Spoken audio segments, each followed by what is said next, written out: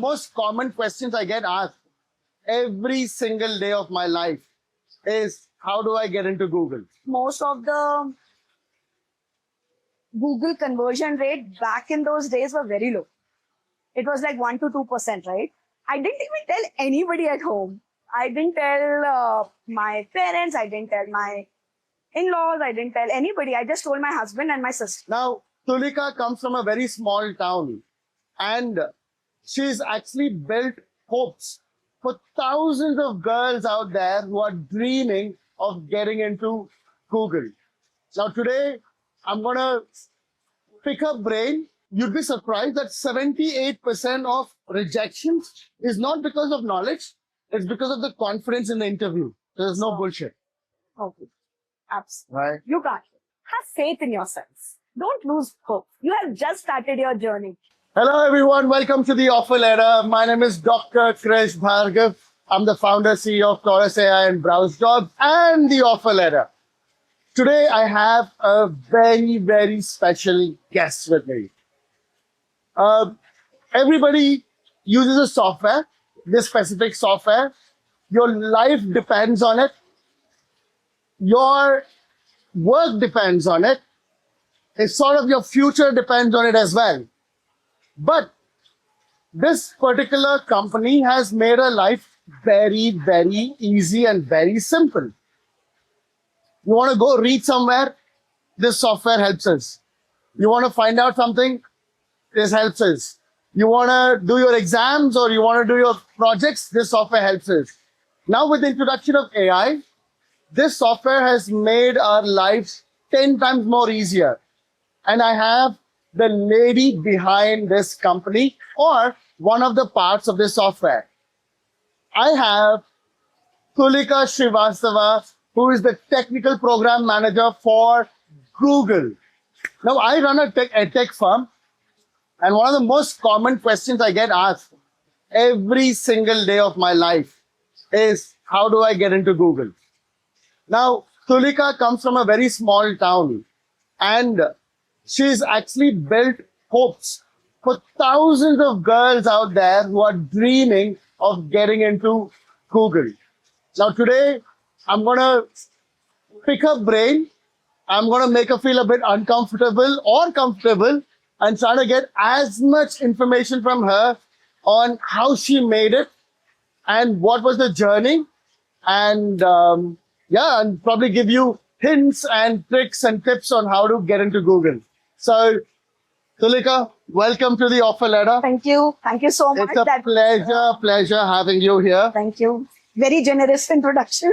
I'm really honored to be here, sharing my experience. Like when I was growing up and when I had my initial days of my journey, there were many people whose voices I used to hear and try to capture what will work for me. So I'm hoping with this discussion, maybe somebody somewhere will get benefited as well. Not somebody somewhere, many people, Yeah. many. At least I can give you numbers in lakhs. All right, anyways. Now we're going to start off with your journey, right? You come from Bhopal, Yeah. if I'm not wrong. Now, Bhopal is a small town, or now probably a bigger town, I would Yes. say. What was your childhood like? And I mean, did you always dreamt of Google or did it just happen? Well, when we were growing up, I come from a family where my father was in a central government job. My teacher was my mother was a teacher and principal later on. But the focus was never at where will I reach? At that particular time, the focus was what's the best education that we could get, right? Our parents' focus was being from smaller city, let's provide them with the best of education, best of exposure in their limited scope or whatever was possible for them.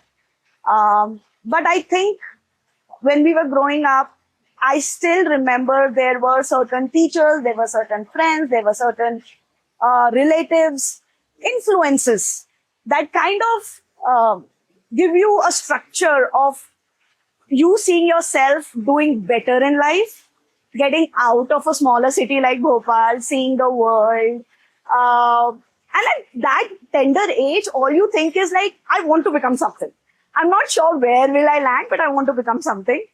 And the only way I thought was possible, because if you think about late 90s, every single person was going for computer science engineering. Yeah.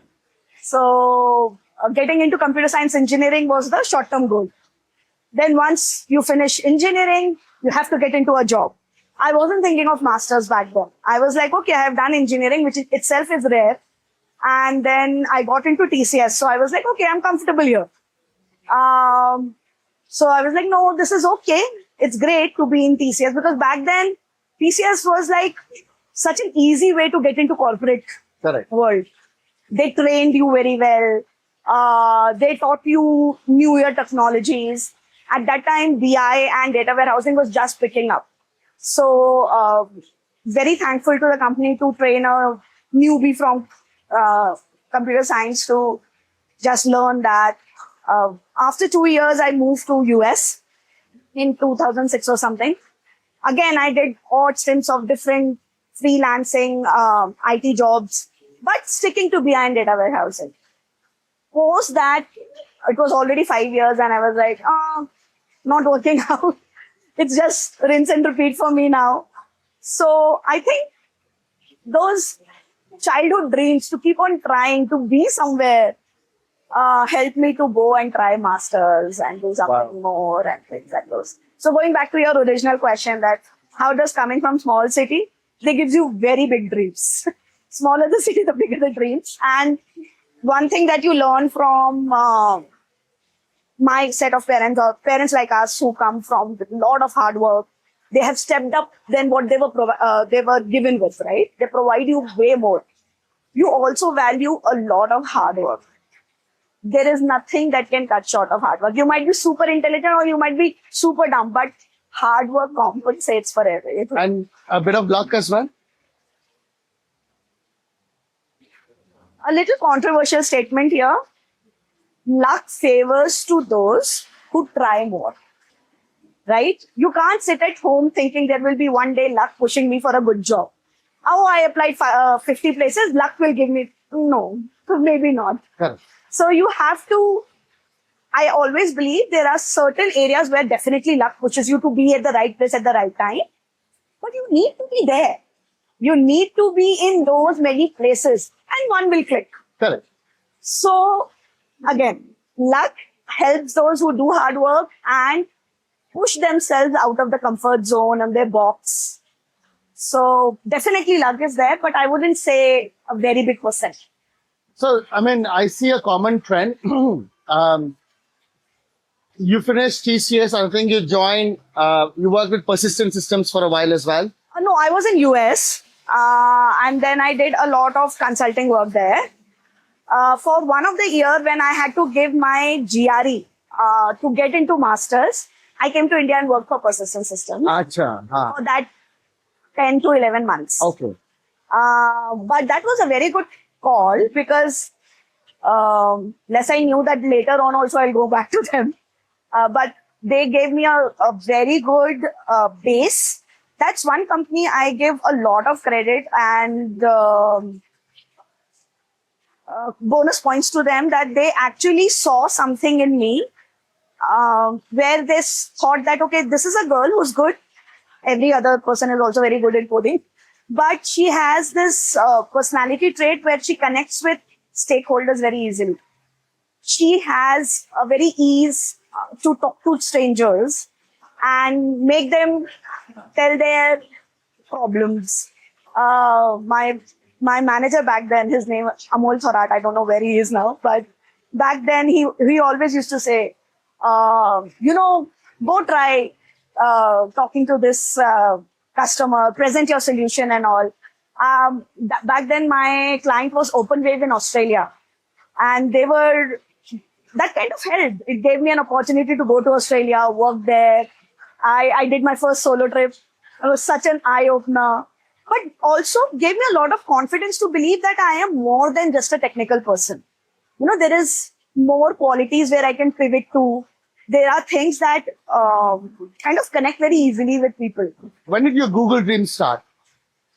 Google dream start, right? That's a tricky one. So I was in US.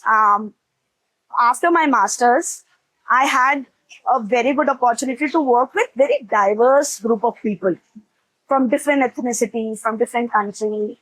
Uh, when you do that, you also get a exposure to how to manage different set of people in the work environment. So when I moved back to India, I reached out to Persistent again. My daughter was only 1.5 years old. So I didn't want to travel again with Deloitte and everything. So I said, okay, I want something which is comfortable with my kid. I can also manage. So they said, oh, well, we are thinking of building this center of excellence for BI. Would you like to build certain, work on RFPs, which is you work on certain proposals that different companies open. You provide them a prototype or a solution, and then you try to build that proposal. So while doing that, all my experience of interacting with diverse people came handy. Because then when I'll go and pitch, I would exactly know what tone to have, what will be they interested in, how much technical depth I have to go in, or do I talk about the impact? Do I talk about ROI more? Is there earning a lot of RFPs for my company? One of the RFP was Google BigQuery. So Google BigQuery reached out for certain validation that they wanted to do.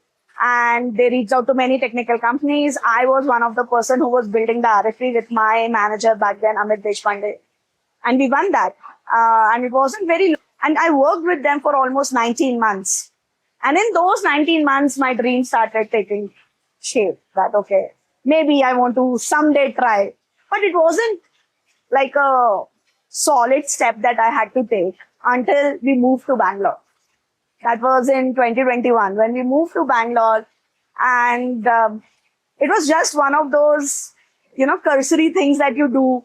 Like, okay, let me keep trying. As I said, the ambition comes very naturally. You can't sit settled. So, and also, I was in that stage of my life where my daughter was already 4 years old. So comfortable, right? You have crossed that hurdle of toddler and being very dependent. So I was also, okay, this is a good time to try out. And I was just cursing through, and there was one opening in Google, which seemed to be in cloud, but something that I have done when I was in US. So I would say the story of Google started with a little bit pieces here and there, but it was because of that interaction that I had when I was in Persistent. And did you reach out to the person that you already worked with, or was it just a random application and then? Random application. So my sister was in Google initially. She was the marketing head for a very long time in Google. So, but by then she had left.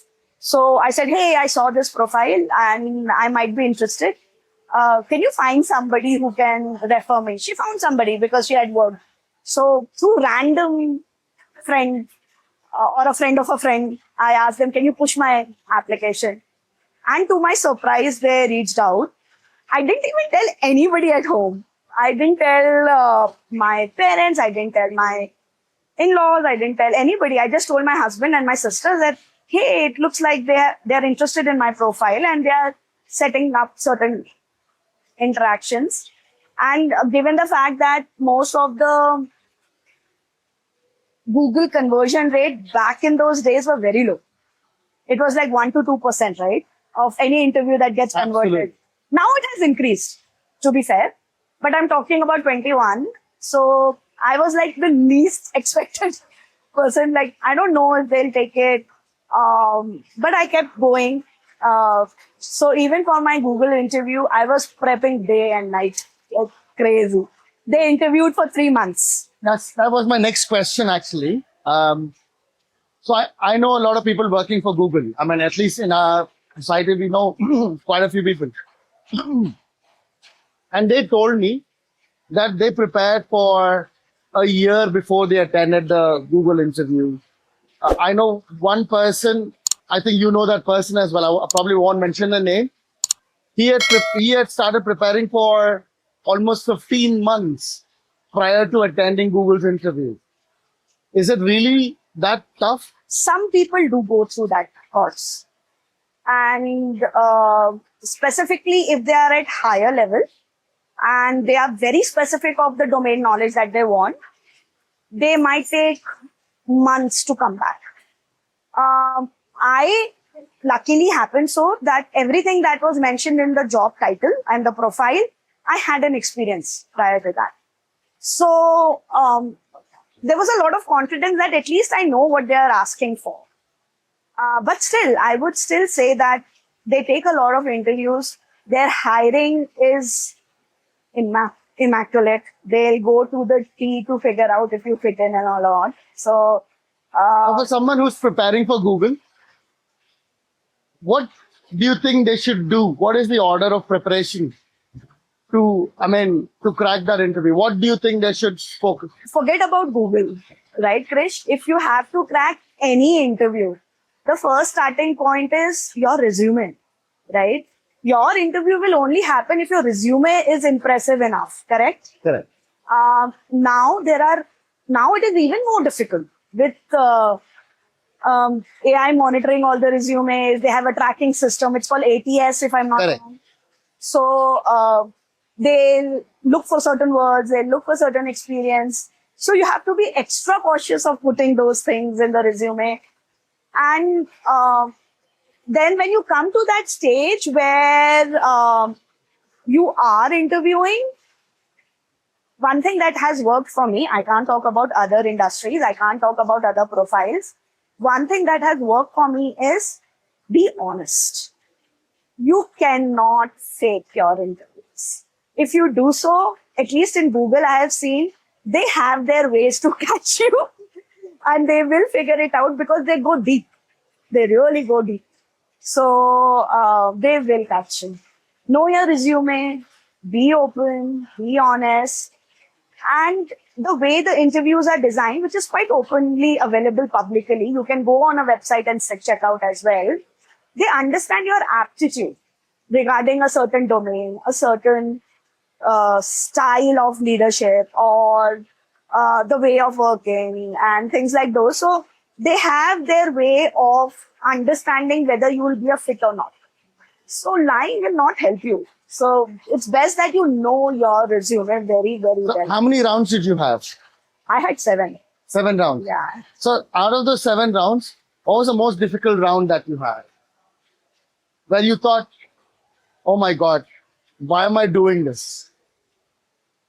It was interesting. I wouldn't say that I was in a state where I would say why I'm doing it. It was like, oh, this is also a way to interview. So it was a system design interview, and the kind of question. So it starts with one question and it keeps on going to as much depth as possible, and they don't give you much. So you have to extract from them, and then you keep on presenting your thoughts.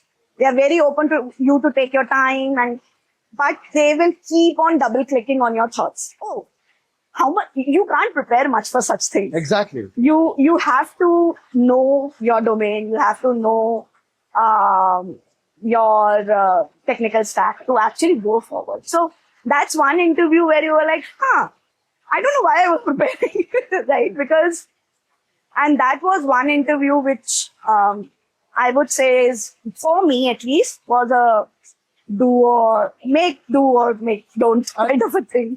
Did you at any point feel that you would not make it? I don't think so. There is anybody who has interviewed for Google would ever say that they knew that they will make it. I don't think so. There is always a certain percentage of doubt. There are so many sharp people out there. There is no dearth of talent in our country. They can actually pick up anybody from India, from outside India, within Google. So I wouldn't say that anybody would have 100% confidence that, yes, I cracked it. And were you really impressed with your interviewer, the guy who was... Oh, yeah. Absolutely. Absolutely. As I said, most of the times after the interview, it wasn't like, oh my God, whether I'll make it or not, but coming with that awe-struck feeling that this is the way big companies think, you know? Yeah. And the kind of, while they are there, the respect they show you, the thought process they try to tap down, it's like they're really getting into your mind. There's no bullshit. Okay. Absolutely. Right? You can't. You can't. You can prepare. And that's true for anything, Krish. So going back to your question where you said, how can a young person prepare? There is one model which is very famous, but not many youngsters take consideration to it. It's the STAR model. You have to prepare for any example that you give, irrespective whether it's Google or Amazon or Microsoft or you're going to anywhere. The STAR model is something that everyone who is preparing for big companies should follow. Situation. What was the situation that you were dealing with? The task. What was the action you took? And what was the result that was? That is something which has been handy when I was a young person, mid-level also, and today also. I do not leave it. STAR is something that I would say if I have to tell any 22-year-old, I'll say go back. Pick up all the projects you have done, put them in STAR. That is probably one of the most, the most priceless information that you would have probably got from someone, because we do a lot of skilling as well. And when we train our candidates to talk about projects, this is what we use. Yeah. And our success rate is on top 95, 98%. The only reason is because I apply the STAR model. Yeah. Yeah. Is explain this like a story. Yeah. To your interviewer. Your project, it's not only about what the project is, I use this tech or no. What was the situation? Yeah. What did you do? What was the result on the back of it? And what challenges you faced and how did you Correct. conquer or react to those challenges? Do you also work on their communication skills? 100%. Yeah. So we have a very unique way of training candidates. We start from confidence. The reason is, we did a survey as well. You'd be surprised that 78% of rejections is not because of knowledge. It's because of the confidence in the interview. People they freeze. They're not able to talk. They're not able to express themselves. Yeah. So number one issue that we find in most of our candidates is confidence. So we start with confidence, where we do a lot of public speaking, explain the project to like 1,000 people, kind of thing. Then we come to communication. Yeah. I'll give you a very unique example. So we get a lot of students from tier 2 cities, Kerala and all those areas. And one of the biggest struggles that we get is communication. They're very good technically, but communication is a big problem. So we took communication classes, and sometimes it works, sometimes it does not work. So we use a trick. So I got an app. I think they'll get some free publicity. I think it's called Nivi or something like that. Okay. Okay. So what happens in this app is you just log in and it will connect you to people across the world. Oh, okay. All right. And it's like a video conversation and you just talk to them for hours. Oh, okay. All right. But they're there to talk to you in English and you are also expressing yourself in English. So what I do is, if there's a guy, I make him talk to a girl. And if it's a girl, I make her talk to a guy. Yeah. All right. So we provide this app and they talk for about 3-4 hours every single day. Random topics. All right. I've had instances where people have started dating as well from this app, but that was not the intention. Quite an interesting use case. And there was one candidate who was from Kerala. I asked him, how are you? And he could not tell I am fine. He just got offered last week. He got 2 offers. And that guy speaks English, like it's his native language. All right. So we use these innovative ways to tackle this killing. So we also use color coding. So what we do is we color code all topics. So this is for people with ADHD problems. So they have problems focusing. So what we do is we color code all their text, because I saw a research document where kids with ADHD problems are able to focus on cartoons for hours. They can watch cartoons because of a lot of colors and actions and things like that. So I said, let's apply this. So we color coded every topic, Python in green, AWS in blue and things like that. And it did miracles. People are able to remember like that. Yeah. So, but if you remember, even when we were doing our engineering, we used to use those highlighter pens. Exactly. Yes. subconsciously we were We doing were doing it. Yes. But there was a science behind it. Yeah. And that is how, that's the kind of policies that we follow. But for me, one of the most common questions I keep getting asked is, sir, how do I crack Google? How do I crack the Mang and Fang companies and things like that? And I think you gave us a very good idea on how to do that. Now, coming back to you, would you say you are like the tech guru? I mean, would you say you're really good in tech? No. Or would you say your strength is an overall combination of communication, confidence, technical, and also stakeholder management?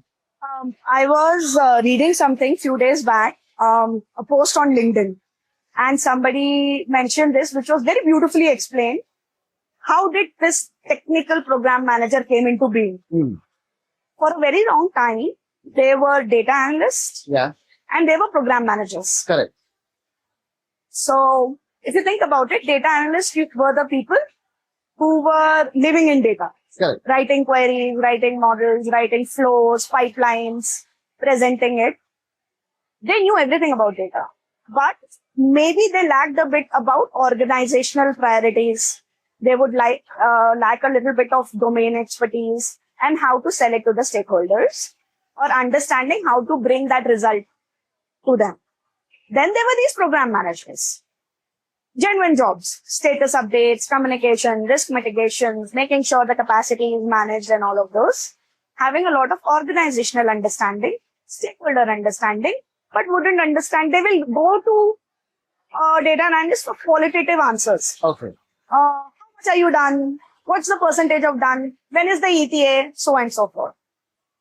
But then we came who have done enough of data warehousing, BI, data work. And then we started working with the stakeholders, everyone. So then came a stream of people who were a merge of these two. Now they are called technical program managers in data or data-driven program management. Would they, So I would call myself that.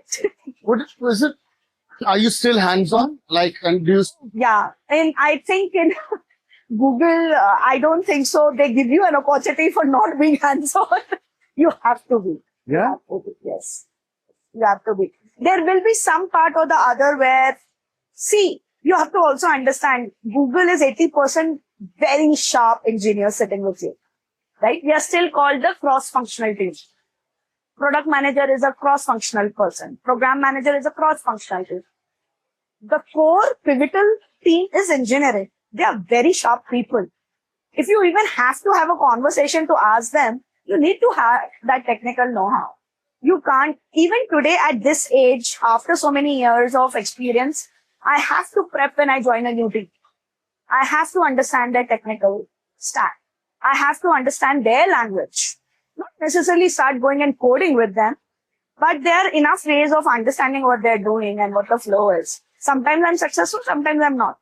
But at least I have enough backing of understanding their challenge, because prime job of a program manager is to figure out those gaps and help them. Most of the engineers work very siloed.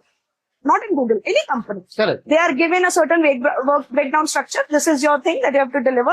Now comes a program manager or a product manager who will tie everything together and say that, okay, now this is completely done. Because someone will say, okay, I'm done. Somebody would say, I'm way behind. So you are the one who will bring everything. Now you can't do it without knowing the entire technical flow. So I don't think so. I shouldn't know. I think you have to keep on evolving. You have to keep on being relevant in today's world. 40 plus, they will take you. They'll be like, no, it's okay. But have you ever felt nervous going into a room thinking, okay, maybe they're too smart for me or Oh yeah. Imposter syndrome is yeah? very real. Very real. I have got intimidated by a 24-year-old also. I have felt a little back on my foot with a senior director also. Well, that happens naturally to many people, but there are people who are so strong in what they know. They don't know what I do, so I'm good. But they're so strong in what they know that they overshadow you many a times. So there are certain areas where you feel a little bit of imposter syndrome. Something that I've observed recently is with the youngsters. I mean, our generation was different, but with the youngsters, they don't have that barrier, what do you call, difference. So they see a director or a manager the same level as themselves. Yeah, yeah. They don't say, sir, can I do that? Can I do this? And they don't suck up to them. They stand by their knowledge, Yes. right? And they debate. they debate. Yeah. They debate. You can't sell an idea just because I said so. Yeah. That wouldn't fly with them. You have to convince. And that's why the first thing that any big company technical program manager would say is that you have to convince with influence, not authority. You can't do that.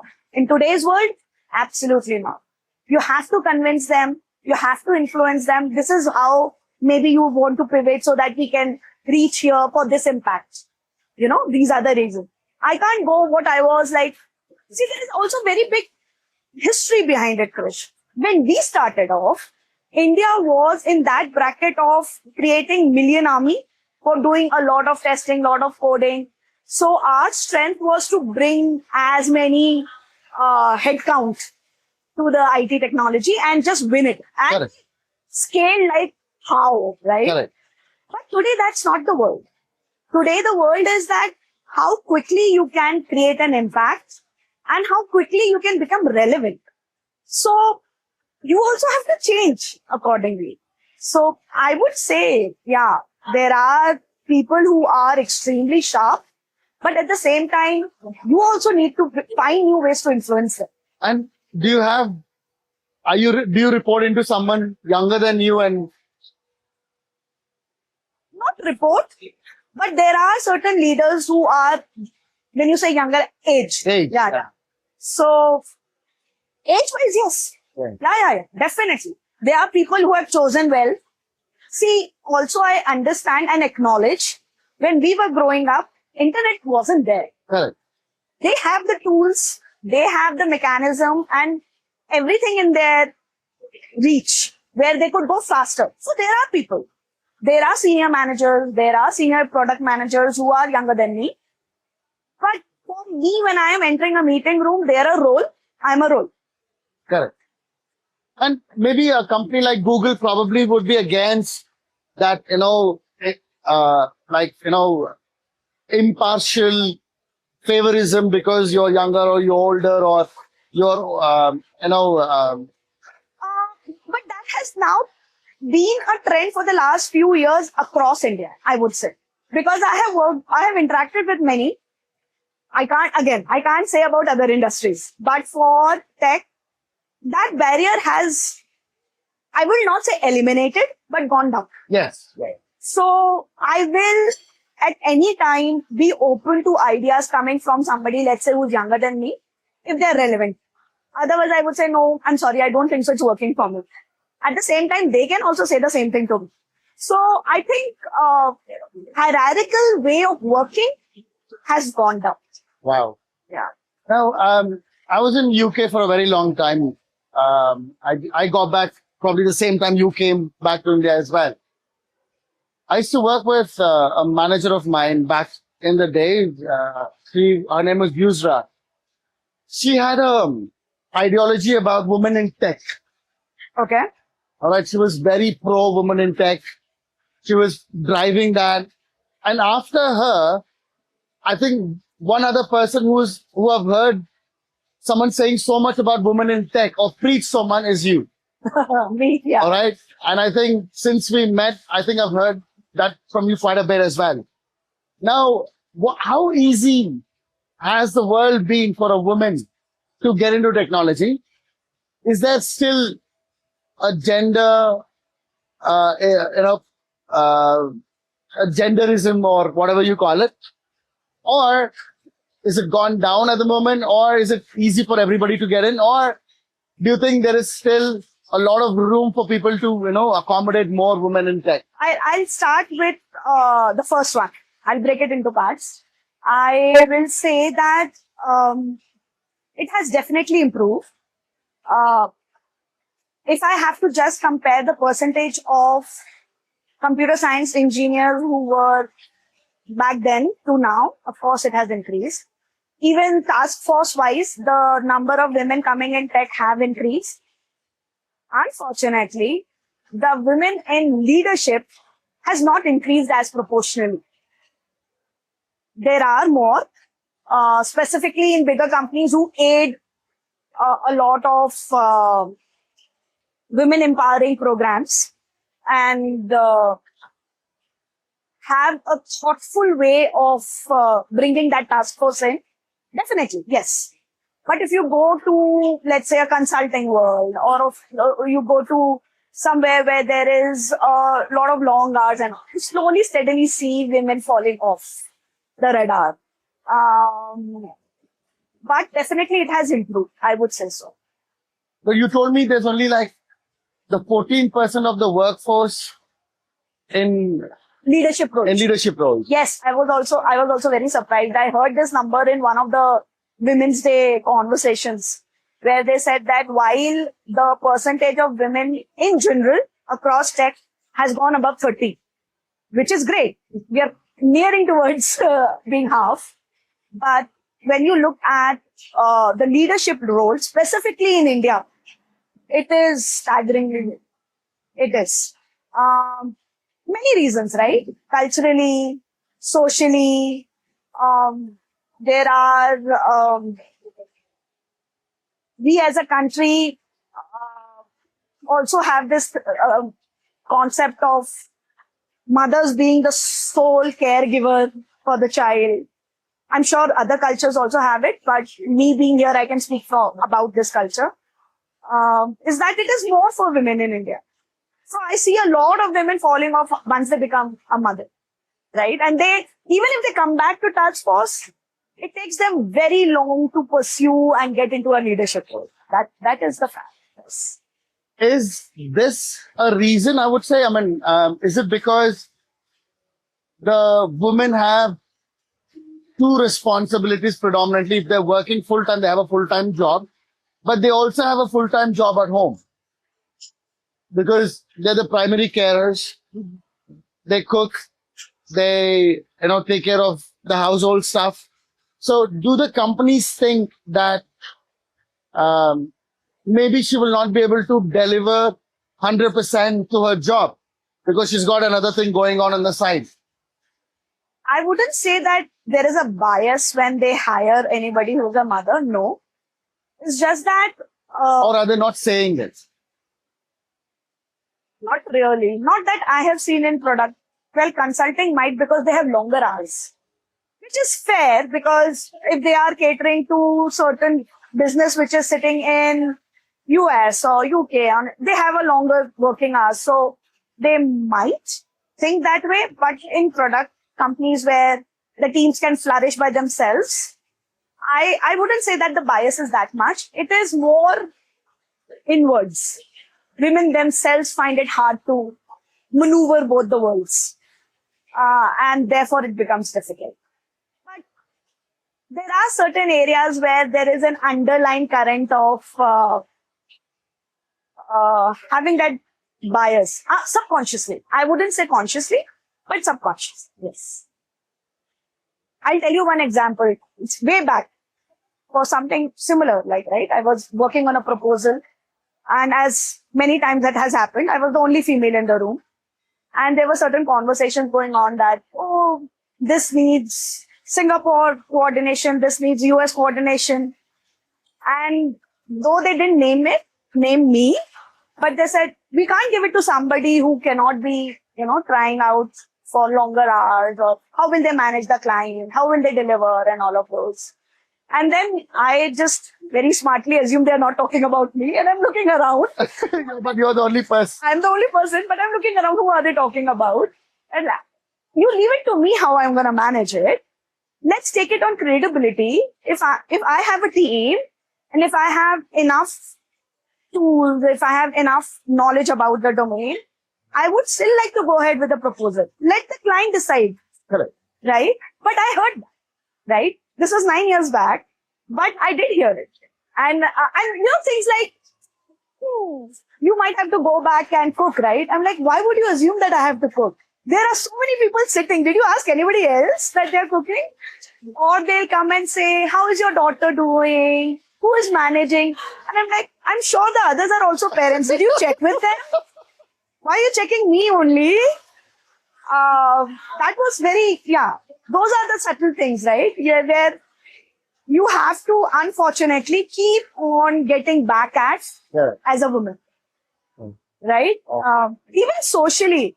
See, I am somebody who has a very extroverted personality. Imagine there is a woman who has a 3-year-old, 4-year-old, and she is jabbed back to back saying that, oh, your work is not directly, indirectly, your work is not important. Are you managing your kids well? How are you managing your kitchen? Where will that morale go? So these subconscious things, socially, at work, is always taken inwards, and hence people fall off. Okay, Tulika, I have a very, probably one of the most asked question. Why do people want to join Google? All right. And what is that, the culture of Google that is so different from other companies? So what has been my experience with Google is, first of all, which everybody knows is, it's one of the tech giants who has the sharpest brains. So you, first of all, the first incentive is that you sit with people who have been in tech industries for years, decades. You learn so much just by observing them, to be around them. Also, Google is one of those companies which has this core culture of letting people try. I remember when I joined soon after COVID, there were so many tech talks that I heard within Google where they said, oh, we failed in this, but then we converted into this. And I was surprised to see how many engineers and different leaders came up and talked about their failure, which shows a lot about Google culture, right? They are okay for you to try. Of course, now being the pivotal around the AI foundational world, Google being the most pivotal company, they have to work in a different pace and velocity. So, but still, they gave enough room for you to learn, to try. Failing is okay, but then come back. So that kind of culture where you can speak your mind about your thoughts, where you can speak about what you consider it to be right, and of course, no hierarchical structure. That also helps, makes it very different. Now, Google is probably one of the leading AI providers in the world at the moment, right? How much AI do you use in your job? Every day. Every day. We were very different 2 years back. A lot of manual processing used to happen. But within Google itself, we have such strong tools. Everybody knows about it. We are one of the leaders when it comes to AI influencing. So we use it every single day. There are so many LLM models playing around. There are so many agentic works that keeps on happening. Every team has its own agentic works that they are working on. So I would say it has become the part and parcel of life. And do you guys get a different AI LLM compared to what we would get as a consumer? Things that are being tried, right, are in process. So, of course, they are open to Googlers first. So, okay. I know you cannot talk about what's coming next. Yeah. But, wow. But we are really excited. The kind of innovation Google comes out with, I mean, every 2-3 months, they just disrupt the entire market. Yes. It feels like they're keeping quiet and they come out with a storm. Yes. Right? Yes. And that's the demand of today's competitive world. Absolutely. We can't. No, but that. The problem is not that. The problem is for the humans or the layman to cope with the progression. Yes. Right? Because upskilling is a new norm of the world, right? You got to keep learning, or you're left out. And that's going to be the norm for the next 1 decade, if I may say so. Because there are many other companies also which are coming up and changing just the way we are working, the way we are driving impacts. the velocity across companies have been changed. There are new KRAs being formed around AI usage, not in Google, everywhere. So that's the new face of technology that So we do you have. think we'll still have jobs in the next 5-10 years? There are few jobs which I do feel might be a bit in danger, which are manual in nature. Because the point that I made earlier, India actually thrived on creating these multiple headcount industry where there were people doing manual testing, manual QA jobs, just sitting across, managing legacy codes, right? A lot of that work came to India. In my opinion, those things was now moving towards AI because that's very easy to be changed into workflows or create agents around it. You can just quickly tell you where you are going wrong, or things that are prescriptive where you don't even make those mistakes, right? So I think manual testers, QA jobs are something where they might have to pivot. I wouldn't say that human will be gone, but they have to pivot from manual testing. They have to start collaborating with AI tools to make it faster and all, and become smarter in figuring out to change those prompts in their own ways rather than just manually creating tests and I bugs. think we've already seen that. I mean, the QA jobs are almost disappearing now. Recruitment jobs are reducing. Yes, recruiter jobs are almost disappearing. Financial back-end finance jobs are going. Anything which was manual heavy is kind of, Anything else that you think could probably be impacted in the next 1 or 2 years, like DevOps or hard coding jobs? Or coding jobs are seeing a change of face, definitely. Because there are so many areas where people are now vibe coding or trying different code. The ramp up time to learn any skill set has reduced drastically. correct. So that also brings a change, right? Now I don't need a 10-year experience, certain skill set person to come and save my world. I can have somebody who has the innate quality of picking up quickly, create models for me, which will understand and just do. Of course, there will be certain humans, but that number reduces. Yes. The number human in the loop will reduce. So it won't go away, but I definitely feel that a lot of that coding will also go to AI. So, so you said you use a lot of AI in your day-to-day job, Yeah. right?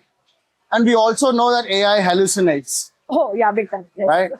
So, let's say there's a situation where you are working towards a task and you're collaborating with AI, and you have a deadline that you're working towards, and suddenly AI starts hallucinating.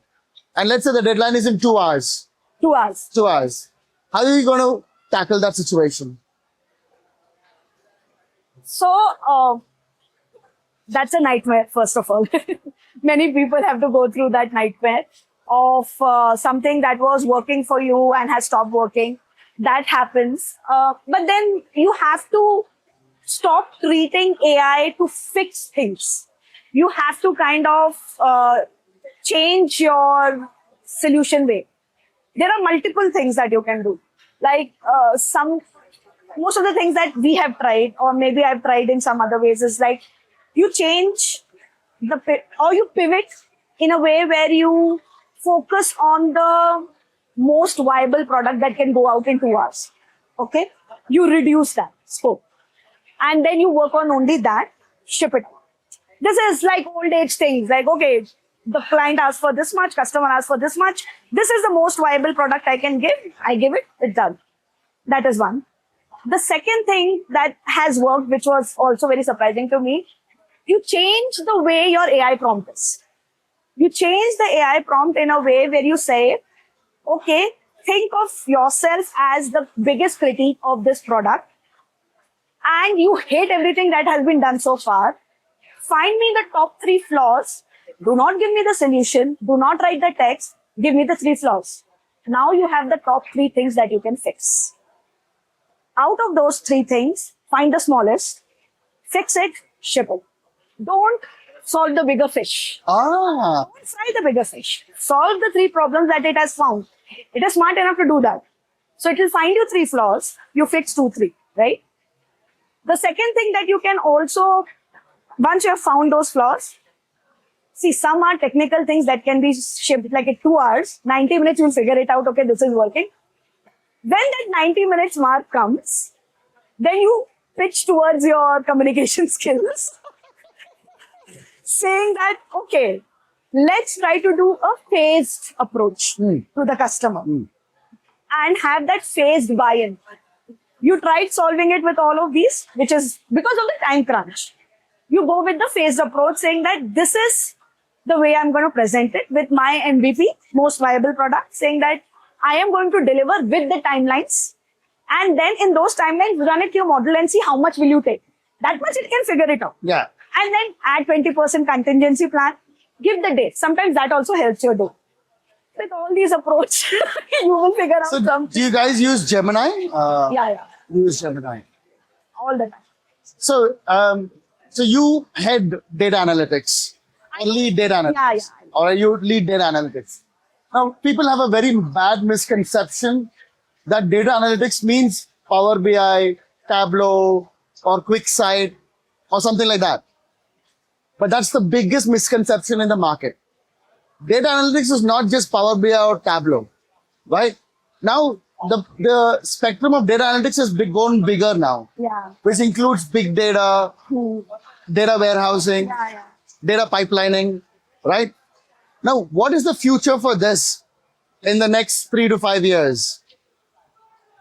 Based on the demand that we have for AI, because this is a critical piece of component for AI to work. So one has to be a shift in the way you are considering data analytics. Okay. I have seen there are still quite some leaders who, when they look at a dashboard or when they look at a certain outcome of the data, they expect them to tell through that what to do next. That's the first big misconception. Data analytics does not tell you what to do next. It tells you what has happened. It can predict. So first that shift needs to happen.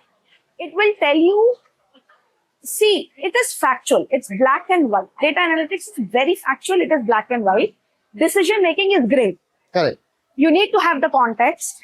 You need to have certain business know-how on how to drive that, right? That influencing a leadership has only to do. Once you understand that and do not crowd your data pipelines, you will get better answers. Correct. Now the future for it is that you start collaborating or having pipelines that feed through AI agents, which does a lot of jobs in background. And then you have your data lakes also attached to that. You have certain storytelling done by agents. You can have certain, as we say, certain metrics being driven by them, certain parameters that will give you certain decisions that can be driven by them. If you start collaborating these or having these two them together as an amalgamation, that approach will help you. So there are two pieces to it. First, you need to change the way you look at data analytics. Stop treating it as that you will get a decision. Treat it as something that will help you, influence you. And second, make the agents do that initial work. Because understand, a data analyst, it's a lot of work for a simple dashboard to come, cleaning up the data, creating those pipelines, making sure those metrics work, makes understanding. And then most of the time, those dashboards are not even being used after 2 weeks, 3 weeks. So there has to be a shift in the strategy as well. How you want to use your data. Correct. So you cannot ask everyone, build this, build that, and then, no, work on the strategy. Work on how you're taking care of that data, and then. But can this be automated at the moment? End-to-end pipeline? End-to-end would be a tough thing because still there are a lot of legacy systems. You cannot, right? So how, as of now. Yeah. How long do you think, how far away we are from that situation? I wouldn't have that knowledge. Just a rough guess based on your experience, based on the progression of AI, the use of AI agents. The biggest problem, even the Anthropic CEO told us, we can replace programmers today, as of today, but our biggest goal would be to automate data migration. Which is very tough job, as I just now explained. there is a lot of data scrubbing required. Maximum time goes into the, I'm losing the word over here, but bringing the uniformity across data. Pre-processing. Entirely takes a lot of time. There is a whole lot of work that has not been dealt with yet. Correct. So that's why my answer was ambiguous, that I don't know when that would happen. Because the other end is still very doable, because there are certain processes which are in place and you can actually say that, oh, this kind of data, this data type, these are the metrics, build this. You can do it. But when everything is unscrubbed, sequential, it is completely being swapped from open internet, and how are you going to do that? Correct. I am not sure about. But our agents are not ready yet to. It will be, but right now I don't have that clarity, that at least my knowledge is not So, that much. according to me, considering I'm in the very similar domain as well, a front-end developer can be Yes. replaced. Yeah. A back-end right now can be replaced. At least 90% of his job can be replaced. Testing is gone, almost gone. I would say there are still some small testings that happen, but agents can do that right now Yeah. and patch it as well and process it as well. In fact, as I said, they can predict also mistakes. Exactly. Yeah. What else is left? I mean, the major task that right now because everybody's investing money into AI needs data, which means the majority of the work that is going in or the hiring that is happening that I've observed is in the processing part of data, which is data pipelining, data warehousing, Yeah. data laking, right? Coming out with different transformational tools and things like that. Automation as much as we can over there. That right now, I work with many clients, and there's only one client who's trying to implement automation there, but they've not succeeded yet. It's a major bank out of Australia. But at the moment, I don't think anybody's actually achieved the entire end-to-end automation. Yeah. But nobody knows how long it'll take yet. And I think AI has yet to prove the potential, in my opinion. Healthcare domain is something where we have to yet make a lot of, like, According to you, what is the skills of today? skills of today. I would say, if you have to remain relevant, and that applies to me, that applies to you, to anybody here, you have to pick a problem and build a AI agent and a workflow from start to end. You have to try that. If you are like your team is young, if they want to get into the corporate world soon, pick a problem. Pick a problem and build an AI agent. Use any open tool. There's so many. Use any open AI tool and build a agent, a workflow. Try to get data that is publicly available. Push it in. Create a work pipeline. And then which is using an agent to make certain derivative impact out of it. You will be Gold. gold for the coming world. Guys, you're listening? Data pipelining. Solve data pipelining issues. If you know how to deal with data, if you know how to build agents to process data, End-to-end agent. end to end, you're gold. That's coming from a top probably a top leader from Google. All right. Okay. Okay. This is a very sensitive topic, and we hear I get a lot of women coming back who want to come back to work. Yeah. All right. We spoke about the genderism and things like that, but gender impartiality and things like that. But we get a lot of women who are, one thing that I've observed is the divorce rates in India has gone up massively. Right? So there's a lot of single women with single mothers, and they've probably never worked before. They have a fancy degree, but they've not implemented because of family things that they were taking care of. Now they have a gap of 5-10 years, Yeah. and they want to do something for themselves, and they want to give a good future for the kids. And they're really struggling on the direction that they want to head towards. And how do they convince a corporate to give them an opportunity? Um, so for such cases, right, where, see, I being a working mother, I would still want to give that decision and choice to them whether they want to come back or not. Let's say they are in a situation, just to explain, that they want to come back and they have a big gap. Let's accept it. First, acknowledge it. And then let's start working on it. I have a very solid 30-30-30 rule. I still use it for myself when I have to pivot. And I feel that's very important for women. Just find 30 minutes in a day to learn something new, 30 minutes of a day or alternate days to hear something new, and 30 minutes to build a skill. See, even when you're, let me put it in a very layman terms, when you are cooking in a kitchen, right, or you're managing a house and you want to change something in a house, you don't present the house as is. You do repainting, you do redecoration, you change the linen, you bring freshness to it. It's exactly the same. You are a product. You have to change the way you think. You have to bring new tool set in yourself.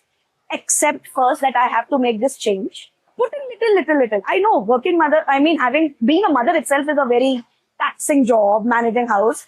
30 minutes is doable, I think. Absolutely. So this is one thing. Second, as we discussed earlier, those tracking system which drops resume when they say gap. Let's fool them. Let's pivot and call something which you can say that not call it a break, but saying taken a sabbatical gap to learn so and so, or working, show something in those many years as thing. Let's not show the gap in the years. We can fool them and then let's pass through and pick up something that is relevant to your fancy degree. Now, let's say you have a MBA from a very reputed college. You did HR. Now, it's hard to get into HR role because of your gap. Try administrative business partner job, ABPs. They are amazing jobs, right? You're not HR, but at least you'll get your foot inside the door, right? Similarly, you have a teaching career, but you want to earn more and you're coming back. Why not try knowledge branches of many companies? You were a lawyer. Try legal in corporate. Try smaller and get it. And do corporates provide that opportunity? Yes. They do? There are many companies, you have to search for them. They have a return to work women programs. Tap on them. There are, just simple thing. Buy a premium in LinkedIn. Reach out to these program recruiters and people who are, drop a note. Create a small presentation of the work that comes into your mind that will show your skill set. You have to do a little bit of work, but with all of this, you might come back and somewhere find, help, cook, everything. Change that perspective that you have to be around doing all those. You can't. It's not physically possible also.